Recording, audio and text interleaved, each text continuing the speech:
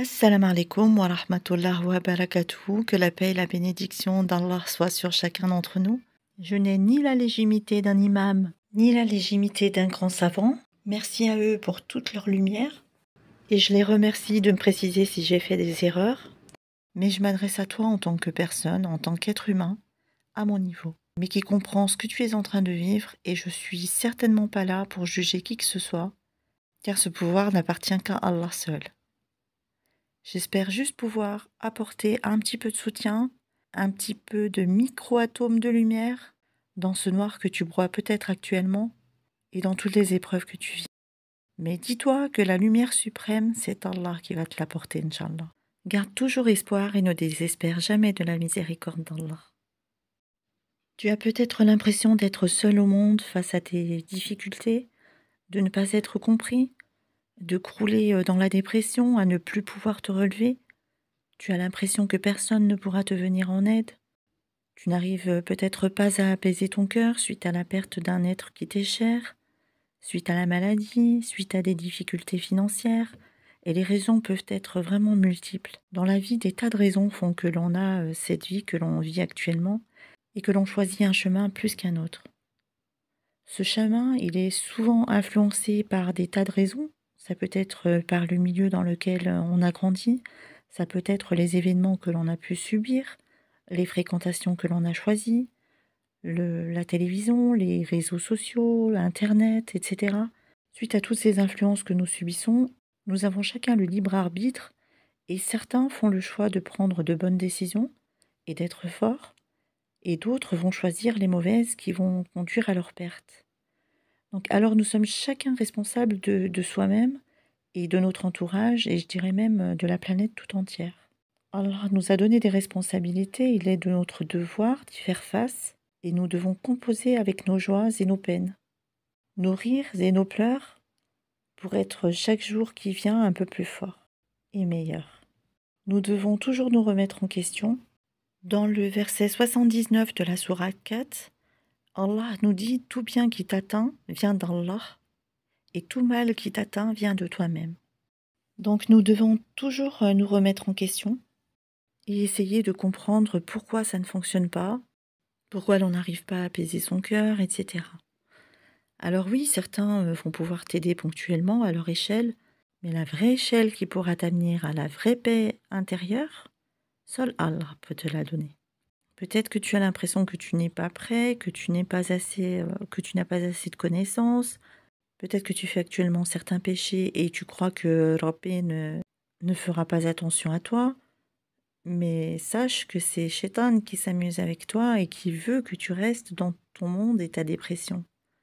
Donc sois patient, sois fort, fais des premiers pas et Allah va t'aider à courir, Inch'Allah. Il va t'aider à oxygéner ton âme et ton cœur. Donc fais ce que tu peux et ce sera toujours mieux que rien du tout. Et comme tu fais des pas vers Allah, Allah t'aidera à être encore meilleur et à être parmi les gens de bien. Au début, ça va peut-être te paraître difficile, mais fais l'effort et tu verras que Rabbi va te faciliter, Inch'Allah. Ne fais pas attention aux gens qui te jugent. Le meilleur des juges, c'est Allah. Lis le Coran et tu verras que tu vas trouver des réponses à tes questions. Tu ne seras plus jamais seul. Tout ce que tu voyais d'insurmontable avant te paraîtra finalement comme une futilité. Dis-toi qu'il y a une grande sagesse derrière les épreuves que tu es en train de vivre. Donc ne sois pas triste, place ta confiance en Allah et demande la délivrance à Allah. Et ne baisse pas les bras, sauf pour te prosterner bien sûr. Et médite sur les épreuves que tu es en train de subir et essaye de comprendre la sagesse qu'il y a derrière. Et oui, à l'instant T, tu vas les voir comme quelque chose d'horrible, quelque chose qui te paraît mauvais pour toi, mais tu verras qu'avec le recul, avec le temps, tu vas comprendre pourquoi tu as subi cette épreuve et tu verras que derrière tout ce mal, il y a vraiment un très grand bien qui t'attend, Inch'Allah. Et après, tu vas te dire, mais heureusement qu'il y a eu ce mal qui m'a permis d'avancer à ce niveau ou d'en arriver à ce que je suis maintenant. Et par cela, Allah te prouve qu'il t'aime. Je vais vous citer un hadith rapporté par le compagnon du prophète Mohammed sallallahu alayhi wa sallam. Ce compagnon est Abdullah ibn Mas'ud. Vous constaterez que l'incroyant est parmi les gens qui sont physiquement les mieux portants, mais les plus malades dans le cœur.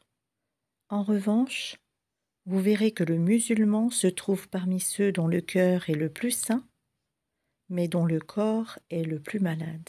Abdullah ibn Mas'ud. Je vais vous citer également 2 autres hadiths que j'aime beaucoup et pour lesquels vous pourrez méditer. La maladie ne connaît ni l'ostentation, ni le renom. Au contraire, elle n'est que pure récompense. Rapporté par Abu Huraïra. Un croyant n'a jamais avalé une gorgée plus chère auprès d'Allah qu'une colère qu'il a réprimée. Cité par Abu al-Darda, Waymir ibn Zayd. Si tu avances avec le Coran, tu verras que ça va t'aider à contrôler tes pulsions.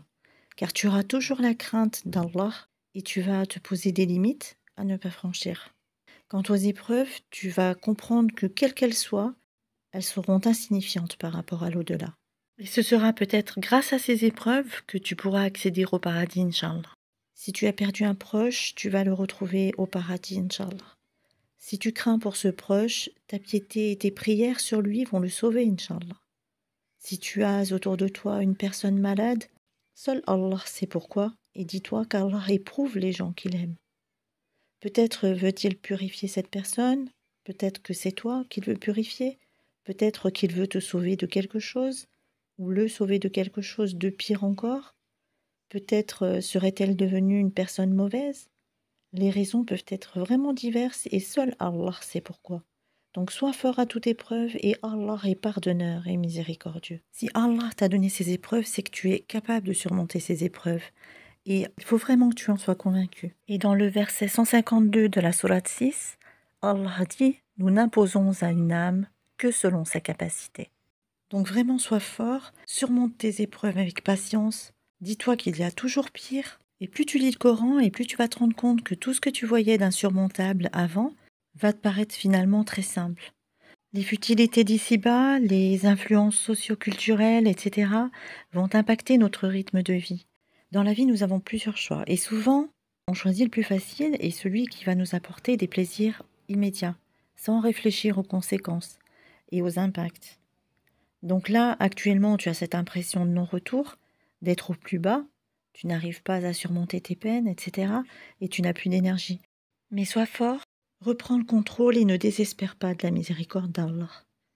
Pour y arriver, il faut vraiment que tu sois convaincu qu'il y a un lien très puissant entre la foi et la paix.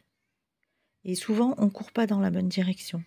Et l'on suit souvent un chemin à l'aveugle alors qu'Allah nous a fait parvenir un guide qu'il faut suivre. Et ce guide, c'est le Coran. Et il faut vraiment que chacun d'entre nous prenne conscience que notre vie n'est qu'une épreuve pour accéder au bonheur éternel, Inch'Allah. Et c'est pas plus important, vraiment. Allah nous a simplement ordonné de l'adorer, d'accomplir la salade, d'acquitter la zakat et de faire le bien autour de nous. Donc pourquoi est-ce si difficile? Tout simplement, c'est parce que nous sommes absorbés par la vie d'ici-bas, la course aux richesses, le pouvoir, le bling-bling et encore plus les passions. Alors qu'en fait, il nous est demandé de rivaliser dans les bonnes œuvres et non pas pour chercher à être le plus puissant, quel que soit le domaine, et jusqu'à ne plus pouvoir laisser de place à la réflexion et à la méditation. La vraie paix intérieure se trouve dans le Coran. Donc lorsque l'on cherche à le méditer et à le comprendre, on trouve un apaisement que l'on ne trouve nulle part ailleurs. Et toutes les épreuves nous paraissent tellement plus faciles à surmonter. Alors fais une pause, essaye de reposer ton esprit, de faire le vide et mets ce bas monde derrière toi et avance. Comble ce vide qui s'est créé dans ton esprit par la lecture du Coran. Et dans le verset 2 de la sourate 5, Allah dit « Entraidez-vous dans l'accomplissement des bonnes œuvres et de la piété, et ne vous entraidez pas dans le péché et la transgression. Et craignez Allah, car Allah est certes dur en punition. » Ne laissez pas Shaitan vous perturber. Récitez souvent le Falaq et le Nas contre le mal de Shaitan. Occupez votre esprit et Inch'Allah, Rabbi vous viendra en aide. Faites des invocations. Et si vous souhaitez devenir musulman, parce que vous ne l'êtes pas encore, vous devrez lever votre index droit et prononcer l'attestation de foi qui est « Ashhadu an la ilaha illallah wa ashhadu anna Muhammadan abduhu wa rasuluhu ». Et en français, La traduction est « J'atteste qu'il n'y a d'autre divinité à part Allah et j'atteste que Mohammed est son serviteur et son messager. » Barakallahu fikum pour votre visionnage, qu'Allah apaise vos souffrances et qu'il vous accorde la miséricorde, guidance, le pardon, guérison, la santé, la paix et surtout une très bonne place au paradis, Inch'Allah, pour vous et vos proches. À bientôt, Inch'Allah, sur Méditation 204.